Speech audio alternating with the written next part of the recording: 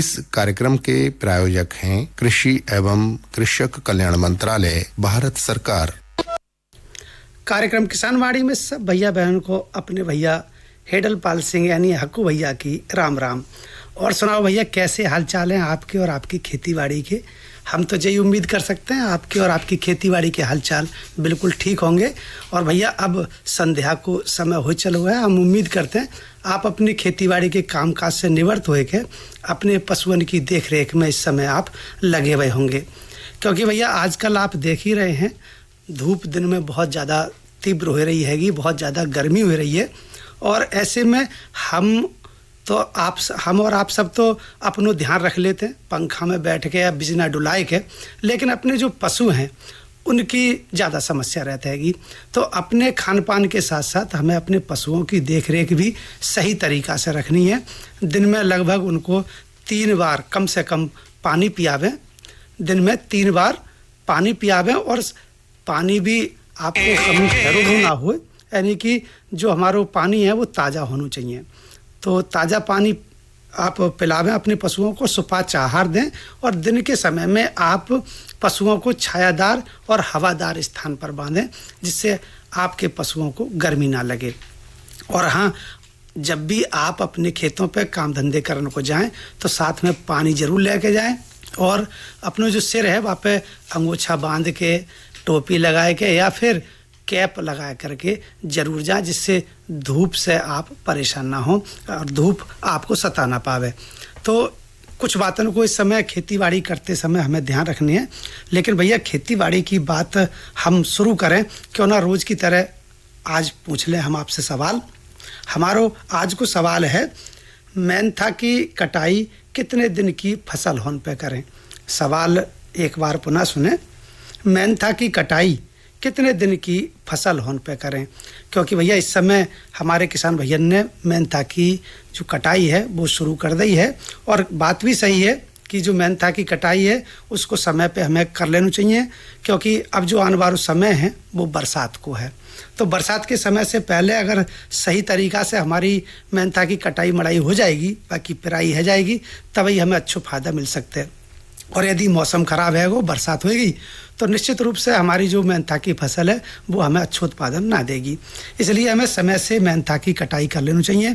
अब जो सवाल हमने आपसे पूछा है, हम उम्मीद करते हैं कार्यक्रम सुनने के साथ साथ आप जो सवाल को उत्तर सोच के रखेंगे और हम आपसे कार्यक्रम के अंत में जाको उत्तर से मिलान करवाएंगे। और अब थोड़ी सी बात करें, क्योंकि भैया आने वाले समय में हमारे जो किसान भैया हैं वो खरीफ की फसलें अपने खेतन में लगाएंगे। तो खरीफ की फसलें लगाने से पहले एक तो बीज को प्रबंध आप सही तरीक़ा से कर लें, और अगर बीज घर को है तो बाकू शोधन जरूर कर लें। और अगर शोधित होए के आ रहा हुआ बीज सील पैक है तो कोई बात ही ना है, लेकिन बीज शोधन करने के बाद ही किसी फसल को लगावें, तो बीज जनित जो बीमारियां हैं वो हमारी फसल में ना होंगी और हम जो इच्छा कर रहे हैं अपनी फसल से अच्छा उत्पादन मिलन की, वो भी हमारी पूरी हो जाएगी। क्योंकि बहुत सी ऐसी बीमारियां हैं जो बीज शोधन ना करने से हमारे खेत में हो जाते हैं। बीज शोधन करने के लिए हम आपको बता दें, बहुत सी दवा आते हैं, थीरम है, कार्बेंडाजिम है और बिवेरिया बैसियाना है, और जो दलहनी फसलें हैं उनके कल्चर हैं। तो इनको प्रयोग करके हम बीज शोधन करने के बाद ही अपनी जो है फसल खेतन में लगानी चाहिए, जिससे कि हमें अपने खेतन से अच्छा उत्पादन मिल सके। तो भैया ये बहुत सी बातें हैं जो इस समय हमारे भैया बहनों को ध्यान में रखनी है। लेकिन भैया क्योंकि हमारे जो किसान भैया हैं वो इस समय मेंथा की कटाई कर ही रहे हैं और इसके साथ साथ कुछ सब्जी वाली फसलें भी खेतन में लगी हुई हैं। अधिक धूप के कारण से जो गर्म हवाएं चलते हैं तो उससे हमारी कुछ फसलें हैं ख़राब हो जाते हैं, यानी कि फसलों के लिए भी लू लग जाते हैं, प्रभावित होते हैं हमारी फसलें खेतन में खड़ी। तो इसी विषय में विस्तार से जानकारी सुन लेते हैं विशेषज्ञ की राय के अंतर्गत। जायद की फसलों को लू से बचाएं, इस जानकारी के लिए आपको विस्तार से दे रहे हैं डॉक्टर देवेंद्र पाल सिंह और आपसे बातचीत कर रहे हैं भैया कृष्णपाल। किसान साथियों, समय समय पर हम आपके लिए महत्वपूर्ण जानकारी लेकर आते हैं और आज भी हम आप तक एक ऐसी महत्वपूर्ण जानकारी पहुंचा रहे हैं। और जानकारी देने के लिए आज हमारे कार्यक्रम में उपस्थित हैं हमारे आज के मेहमान डॉक्टर देवेंद्र पाल सिंह। और आज आपसे बातचीत का विषय है जायद फसलों का लू से बचाव एवं वैज्ञानिक प्रबंधन। डॉक्टर साहब, कार्यक्रम में आपका बहुत बहुत स्वागत है। धन्यवाद। डॉक्टर साहब, सबसे पहले हम आपसे ये जानना चाहेंगे अपने किसान भाइयों के लिए, जो हमारे किसान साथी खेतीबाड़ी करते हैं और अपने खेतों में जो सब्जियां हैं उनकी फसलें करते हैं या जो अन्य फसलें करते हैं, तो वो कौन कौन सी फसलें हमारे किसान साथी जायद में उगाते हैं? बुवाई का समय जो चल रहा है जायद की फसलों का, तो इस समय हमारे किसान भाई ये मोस्टली कुकुरबिटेसी फैमिली की जितने भी हमारी फसलें हैं उनको ले सकते हैं। यानी कि कद्दू वर्गीय। कद्दू वर्गीय सर, इसमें जैसे खीरा है, ककड़ी है, तरबूज है और अपना समर स्क्वैश है। जो कद्दू वर्गीय फसलें हैं वो हमारे किसान साथी अपने खेतों में उगाते हैं।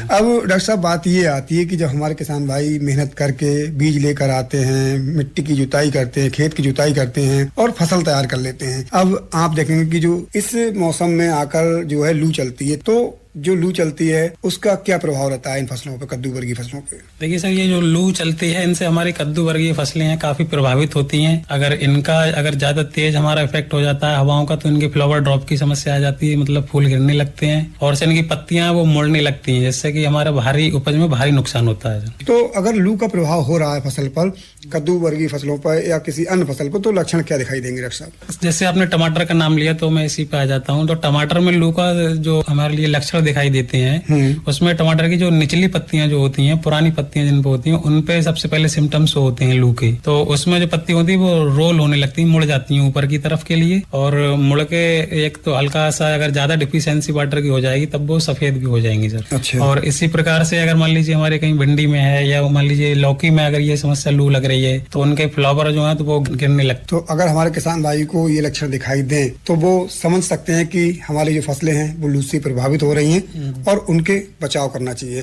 डॉक्टर साहब, बात आती है कि जो फसल हमारे खेतों में लगी हैं वो लू से प्रभावित ना हो, तो इसके बचाव के क्या उपाय कर सकते हैं हमारे किसान साथी? इसके लिए बचाव के लिए बहुत सारे जो एग्रोनॉमिक प्रैक्टिस है उनका भी हम प्रयोग कर सकते हैं, और जो सिंचाई की विधियां उनका भी प्रयोग कर सकते हैं। तो जैसे सिंचाई की विधियां में तो हम ड्रिप सिंचाई का प्रयोग कर सकते हैं। उसके लिए क्या होता है, ड्रिप की पाइपलाइन हम पौधों की जड़ के पास में डाल देते हैं और पानी बूंद बूंद से उनके जड़ पे पहुंचता रहता है। इससे हमारी पानी की भी बचत होती है और नमी जो हमारी फसलों को वो भी मिल जाती है समय पर सर। वो सिंचाई करने का जो समय है वो भी हमको सही समय पे करनी चाहिए, मतलब दोपहर में सिंचाई नहीं करनी चाहिए, क्योंकि डिहाइड्रेशन काफी होता है, इवेपोरेशन भी काफी होता है। दोपहर के समय में सूर्य का प्रकाश बहुत तेज होता है, तो सिंचाई का समय जो होता है कद्दू वर्गीय फसलों में प्रातः 10 बजे से पहले कर दें और शाम को 5 बजे के बाद में करें तो ज्यादा फायदेमंद रहता है। जी, हमने देखा है कि जैसे किसान भाई किसी काम से आए और दोपहर में जाके पंपिंग सेट लेकर गए और अपनी फसलों में पानी भर दिया, तो क्या नुकसान हो सकता है उसमें? ऐसा है, वैसे नुकसान तो कुछ खास नहीं है, बट यही है थोड़ा सा पानी का लॉस ज्यादा होता है। हमारा जो पानी हम क्रॉप को देना चाहते हैं, फसलों को ना मिल पाता है, उसमें पानी ज्यादा हमारा उड़ जाता है पानी सर उसमें जी, उसका ये नुकसान रहता है सर। जी, तो क्या मल्चिंग का प्रयोग करके भी हमारे जो किसान साथी हैं वो अपनी फसलों को बचा सकते हैं? जी बिल्कुल, मल्चिंग का भी काफी बढ़िया प्रभाव रहता है। अगर हम इन दिनों में अगर मल्चिंग करते हैं अपने खेतों में तो उससे तो एक तो हमारी नमी जो है खेतों की वो संरक्षित रहती है, मृदा की। ठीक। दूसरा जो है उसका सोइल में जो ऑर्गेनिक कार्बन जो होती है वो भी बढ़ता है उसमें, और तीसरा जो होता है उसका जो सोइल की एरिएशन होती है, मतलब वायु संचार जो होता है मृदा का, उसमें अच्छा रहता है, जिससे कि जड़ें जो होते हैं वो पूर्णतः पनपती हैं और फसल की वृद्धि अच्छी होती है और हमें उपज अच्छी मिलती है। जी, तो एक तरीके से कहें कि जो मल्चिंग है उसका प्रयोग भी हमारे किसान साथी अपने खेतों में कर सकते हैं और जो हमारी फसलें हैं उनको हम सुरक्षित रख सकते हैं और अपनी फसलों से अच्छा उत्पादन ले सकते हैं। डॉक्टर साहब, अब बात ये आती है कि निराई गुड़ाई जो हमारे किसान साथी करते हैं अपने खेतों में, क्या उसका प्रभाव भी फसलों को लू से बचाने पर कुछ होता है? बिल्कुल बिल्कुल, उसका भी प्रभाव काफी रहता है। उससे देखिए ऐसा होता है जब निराई गुड़ाई हम कर देते हैं तो जो ऊपर की जो मिट्टी होती है वो तो सूख जाती है, उसके जो नीचे की मिट्टी होती है वो हमारी नमी से बिल्कुल नमी युक्त रहती है, उसमें पानी हमारा संरक्षित रहता है और जो सूर्य की जो किरण होती है वो ऊपर ऊपर पड़ती है और किरणें रिफ्लेक्ट हो जाती हैं, तो निचले की जो सतह रहती है उस पर नमी हमारी संरक्षित रहती है काफी हद तक। अच्छा, कुछ जगह हमने ये देखा है कि जब तेज हवा चलती है और एक तरीके से ये कहें कि जो जंगली जानवर हैं, नीलगाय हैं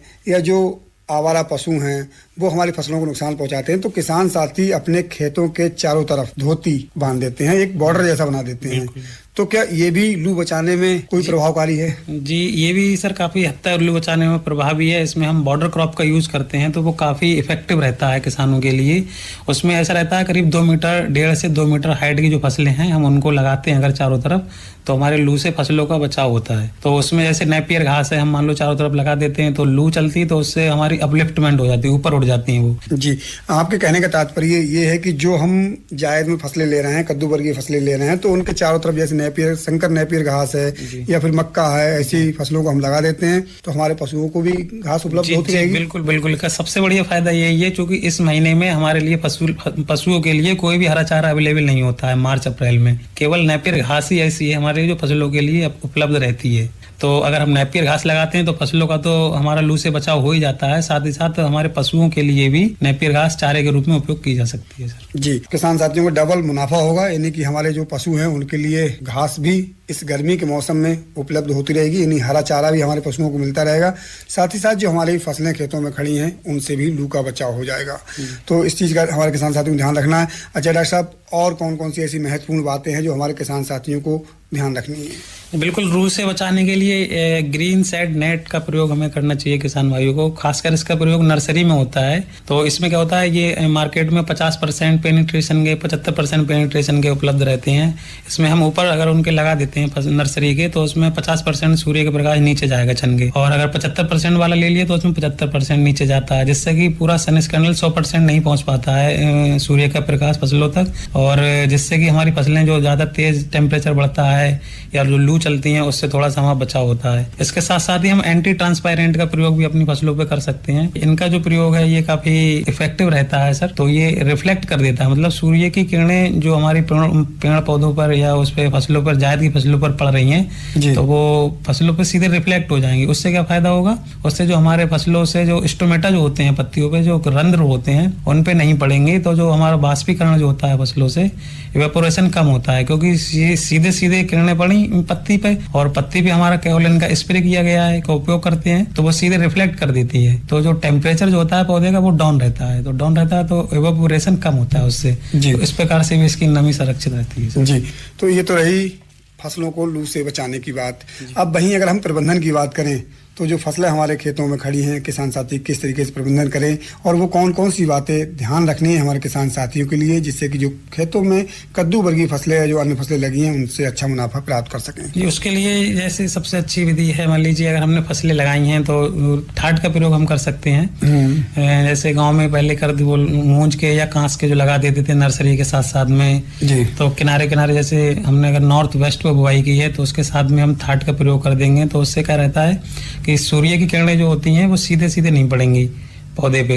और जो इसका प्रयोग मोस्टली रिवर बेड कंडीशन में की जाती है। अगर हम नदियों के किनारे हम खेती कर रहे हैं, अगर वहां पे हम इसका प्रयोग करते हैं तो ज्यादा प्रभावी रहता है सर। तो इसमें जो रहता है रेता जोड़ के हमारी फसलों को नहीं दबा पाता है, उसमें फायदे हैं काफी।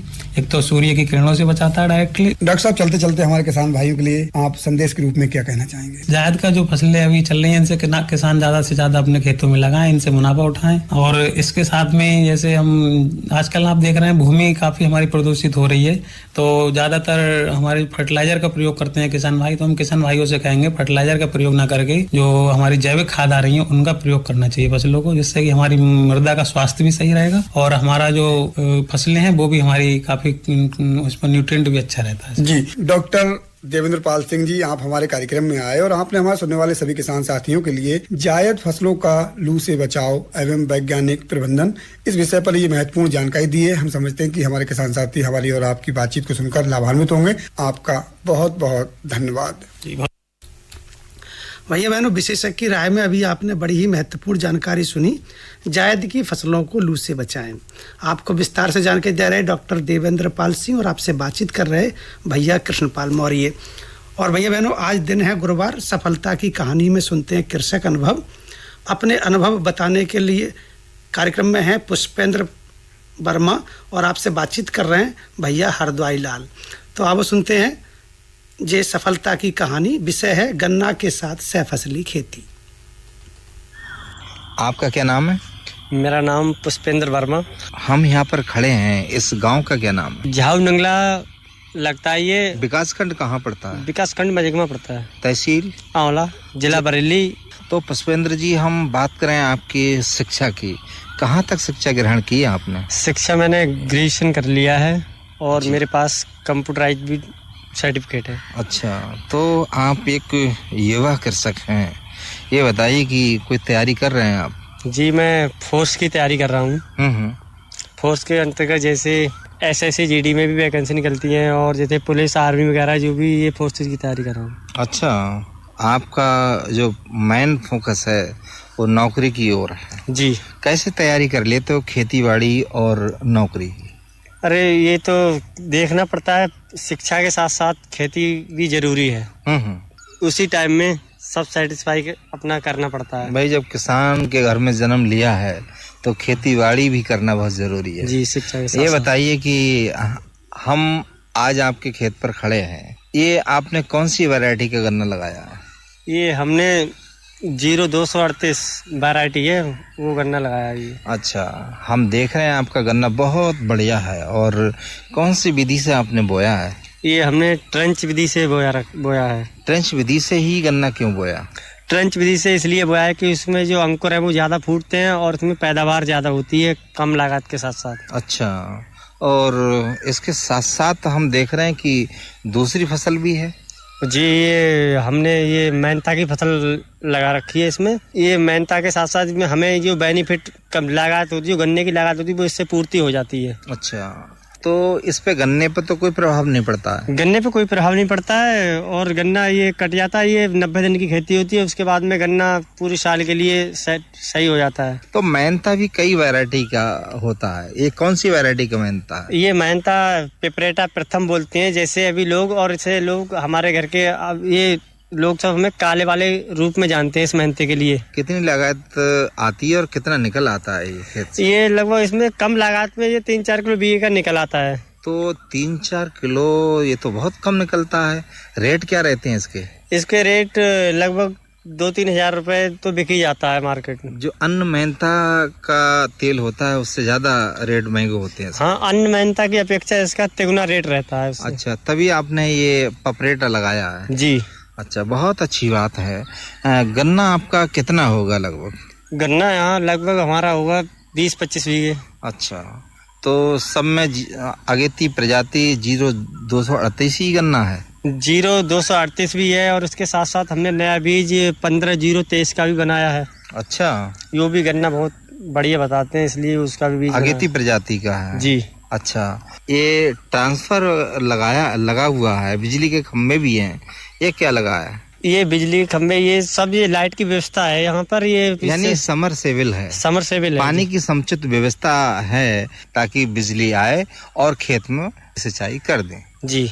हम देख रहे हैं कि सिंचाई का यहाँ साधन ठीक होने की वजह से गन्ना की फसल और आपकी ये पपरेटा की फसल बहुत अच्छी है और मनमोहक दृश्य है। उचित है हमारे लिए। अच्छा, क्या मिट्टी की जांच कराते हैं आप? जी। अच्छा, मिट्टी की जांच भी कराते हैं और हम इसमें जैविक खाद का प्रयोग ज्यादा करते हैं, देसी खाद का। अच्छा जी। तो ये तो बहुत अच्छी बात है। आजकल लोग रासायनिक खादों का अंधाधुंध प्रयोग कर रहे हैं। इससे होता क्या है, हमारी जो उर्वरा शक्ति है खेत की, मिट्टी की, वो दिन प्रतिदिन गिरती जा रही है। अगर हम देसी खाद का प्रयोग करेंगे या ढेंचा की खाद, जैसे हरी खाद ढेंचा की है, सनई की है, उसका प्रयोग करेंगे तो हम समझते हैं कि हमारी जो मिट्टी की उर्वरा शक्ति है वो सही बनी रहेगी। ये बताइए कि किसान भाइयों को हर परिस्थितियों से जूझना पड़ता है, चाहे वो पाला हो, ठंड हो, बाढ़ हो, सूखा हो। क्या आप अपनी फसलों का या गन्ने की फसल का या मेंथे की फसल का आपने बीमा करवाया है? जी, प्रधानमंत्री उसके द्वारा बीमा भी कराते हैं फसल का। यानी प्रधानमंत्री फसल बीमा योजना आप कराते हैं? जी। जो भी खेत में फसल बोते हैं उसका बीमा जरूर करा देते हैं? जी जी। तो बीमा क्यों कराते हैं आप? बीमा इसलिए कराते हैं, बाई चांस हमारे गन्ने की या मेंथे की और जो भी फसल है तो उससे जो हमारा नुकसान हो जाए तो उसके तहत हमें कुछ मुआवजा मिल सके। अच्छा, भरपाई हो जाए। जी जी, ये तो बहुत अच्छी बात है। और आप एक शिक्षित युवा कृषक हैं और आप बहुत ही नई तकनीक से गन्ने की खेती कर रहे हैं। अच्छा, ये बताइए कि धान की क्या तैयारी है? धान की भी तैयारी ठीक चल रही है। पौध डालने से पहले किन किन बातों का ध्यान रखा आपने?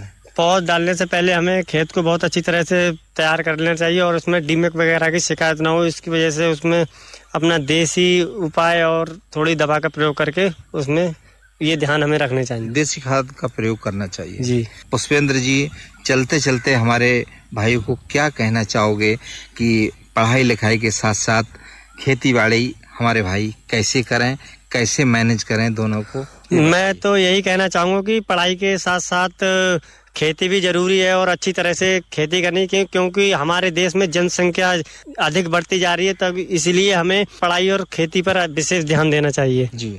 पुष्पेंद्र वर्मा जी, आज आपने हमारे सुनने वालों को बहुत ही महत्वपूर्ण जानकारी दी और किसान भाई हमारी और आपकी बात को बहुत ही गौर से सुन पाए, इसके लिए आपको बहुत बहुत धन्यवाद। बहुत बहुत धन्यवाद।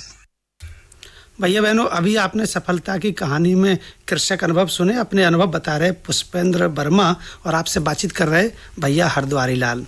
और भैया अब सुनते हैं जानकारी प्रति बूंद अधिक पैदावार। किसानों के चेहरे पर खुशहाली, हर खेत को मिल रहा है पानी। ये है न्यू इंडिया की कहानी। फसलों की भरपूर पैदावार के लिए बीज और खाद के साथ साथ जल एक महत्वपूर्ण कारक है। पानी की बचत न केवल मिट्टी के स्वास्थ्य में सुधार करती है, बल्कि उत्पादकता बढ़ाने और पर्यावरणीय लाभ प्रदान करने में भी मदद करती है। इसके अलावा पानी की उतनी ही मात्रा से लंबे समय तक सिंचाई तथा विस्तारित क्षेत्र में सिंचाई करने में भी मदद मिलती है। इसे ध्यान में रखते हुए माननीय प्रधानमंत्री श्री नरेंद्र मोदी जी के दूरदर्शी नेतृत्व में कृषि एवं किसान कल्याण मंत्रालय ने साल 2015-16 में पर ड्रॉप मोर क्रॉप यानी प्रति बूंद अधिक फसल योजना लागू की थी। सिंचाई में भी साइंटिफिक और टेक्नोलॉजिकल अप्रोच लगातार उसमें सुधार हो रहा है, उसको अपनाया जा रहा है। पर ड्रॉप मोर क्रॉप, इस मंत्र की भावना पर काम करते हुए माइक्रो इरिगेशन पर फोकस किया गया। ड्रीप या स्प्रिंकलर इरिगेशन को प्रमोट किया गया। सूक्ष्म सिंचाई के माध्यम से उपलब्ध जल संसाधनों के उपयोग को इष्टतम किया जा रहा है। इसका उपयोग सटीक सिंचाई और बेहतर ऑन फार्म जल प्रबंधन प्रथाओं को बढ़ावा देने के लिए भी किया जा रहा है। सूक्ष्म सिंचाई का ये तरीका भंडारित जल के संरक्षण और प्रबंधन में भी मददगार है। सूक्ष्म सिंचाई को दो तरीकों से अपनाया जाता है। पहला, ड्रिप इरिगेशन। इस तकनीक में पानी को पौधों की जड़ों पर बूंद बूंद करके पहुंचाया जाता है। इस कार्य के लिए पाइप, नलियां तथा एमीटर का नेटवर्क लगाना पड़ता है। इसे टपक सिंचाई या बूंद बूंद सिंचाई भी कहते हैं। दूसरा तरीका है स्प्रिंकलर इरिगेशन। इस तकनीक में दबाव के तहत पानी का छिड़काव किया जाता है और बारिश के रूप में पाइपों के नेटवर्क से जुड़े नोजल सेट के माध्यम से पौधों पर बरसाया जाता है। योजना के मूल्यांकन से पता चला है कि माइक्रो इरिगेशन से जल उपयोग दक्षता में लगभग 30 से 70% तक सुधार हुआ है। विभिन्न फसलों की उत्पादकता में 9 से 60% तक की वृद्धि हुई है तथा गुणवत्ता भी बढ़ी है। किसानों की आय में 10 से 69% तक की बढ़ोतरी हुई है। पंपिंग में विद्युत ऊर्जा और डीजल की बचत हो रही है। साथ ही इससे ग्रामीण क्षेत्र में रोजगार के अवसर भी उत्पन्न होते हैं। पर ड्रॉप मोर क्रॉप यानी प्रति बूंद अधिक फसल के तहत ड्रिप और स्प्रिंकलर सिस्टम के लिए सरकार छोटे और सीमांत किसानों को 55% और अन्य किसानों के लिए 45% की सहायता प्रदान करती है। इसके अलावा कुछ राज्य सूक्ष्म सिंचाई को प्रोत्साहित करने के लिए किसानों को अतिरिक्त सब्सिडी भी प्रदान करती है। इसे लगाने के लिए एक लाभार्थी को अधिकतम 5 हेक्टेयर क्षेत्र में सूक्ष्म सिंचाई हेतु सहायता मिलती है। 2015-16 से अब तक प्रति बूंद अधिक फसल यानी पीडीएमसी योजना के माध्यम से सूक्ष्म सिंचाई के तहत लगभग 78 लाख हेक्टेयर क्षेत्र को कवर किया गया है, जो कि पीडीएमसी से पूर्व 8 वर्षों में कवर किए गए क्षेत्र से लगभग 81% अधिक है। इसके अलावा सूक्ष्म सिंचाई के कवरेज के विस्तार के लिए राज्यों को संसाधन जुटाने और किसानों को सूक्ष्म सिंचाई प्रणाली स्थापित करने में मदद के लिए साल 2017-18 की केंद्रीय बजट में नाबार्ड के साथ मिलकर 5,000 करोड़ रुपए की सूक्ष्म सिंचाई कोष यानी MIF बनाया गया है। पर ड्रॉप मोर क्रॉप योजना का लाभ पाने हेतु अपने नजदीकी कृषि एवं उद्यान विकास के कार्यालय से संपर्क करें। माननीय प्रधानमंत्री श्री नरेंद्र मोदी जी के मार्गदर्शन में देश का किसान अब आत्मनिर्भर होकर खुशहाली की ओर अग्रसर है। देश अब संकल्प से सिद्धि की ओर बढ़ चला है। भैया बहनों, अभी आपने जानकारी सुनी प्रति बूंद अधिक पैदावार, और अब कार्यक्रम में हम आपको अवगत करवा दें आज जो बाजार भाव हैं उनसे, जो हमको प्राप्त हुए हैं ज्येष्ठ विपणन कृषि कार्यालय मंडी समिति डेलापीर बरेली से। आज गेहूं को थोक भाव रहो 2,200 रुपये प्रति कुंतल 25 रुपये प्रति किलो, चावल 2,685 रुपये प्रति कुंतल 32 रुपये प्रति किलो, तेल सरसों को भाव रहो 14,810 रुपये प्रति कुंतल 156 रुपये प्रति किलो, गुड़ भेला 3,430 रुपये प्रति कुंतल 40 रुपये प्रति किलो।